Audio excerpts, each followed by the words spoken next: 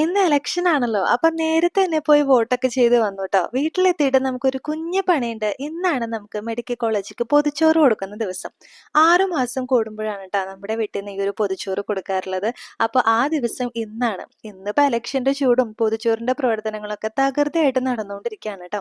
അപ്പൊ പൊതിച്ചോറിലേക്കുള്ള വിഭവങ്ങളൊക്കെ ഞാൻ ഒരുക്കി വെച്ചിട്ടുണ്ടായിരുന്നു. ചോറ്, മുട്ട കൊത്തി പൊരിച്ചത്, കൊണ്ടാട്ടമുളക്, മാങ്ങച്ചാറ്, മുരിങ്ങയില തോരൻ, മുതിരക്കറി, സാമ്പാറ്, പിന്നെ പപ്പടം ഇതേപോലെ കുറച്ച് മുളക് പൊടിയും വേപ്പിലയൊക്കെ ഇട്ട് ഫ്രൈ ചെയ്തെടുത്തത് ട്ടോ. ഇതെല്ലാം കൂട്ടി ഒരു 5 പൊതിച്ചോറ് കൊടുക്കാന്നാണ് ഞാൻ വിചാരിക്കുന്നത്. നമ്മുടെ ഈ അയ്യന്തോൾ ഭാഗത്തെ വീടുകളിൽ നിന്നുള്ള പൊതിച്ചോറുകളൊക്കെ നമ്മുടെ വീട്ടിലാണ് ട്ടോ കളക്ട് ചെയ്യാറുള്ളത്. എന്നിട്ട് നമ്മൾ ഇവിടുന്ന് കയറ്റി അയക്കുകയാണ് ചെയ്യാറ്.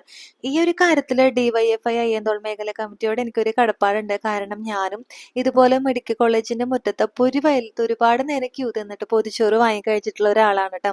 നല്ല വിശന്ന് പൊരിഞ്ഞിരിക്കുന്ന സമയത്ത് ഈ ഒരു പൊതിച്ചോറ് തുറക്കുമ്പോൾ കിട്ടുന്ന ഒരു ആശ്വാസം ഉണ്ടല്ലോ. എന്തായാലും നമ്മുടെ സ്വത്തുമണി വന്നിട്ടുള്ള ആദ്യത്തെ പൊതിച്ചോറ് വിതരണം ആയതുകൊണ്ട് അവളുടെ കൈകൊണ്ട് തന്നെ ഞാൻ ആ ഒരു പൊതിച്ചോറ് ട്രെയിൽ വെച്ചു ട്ടോ.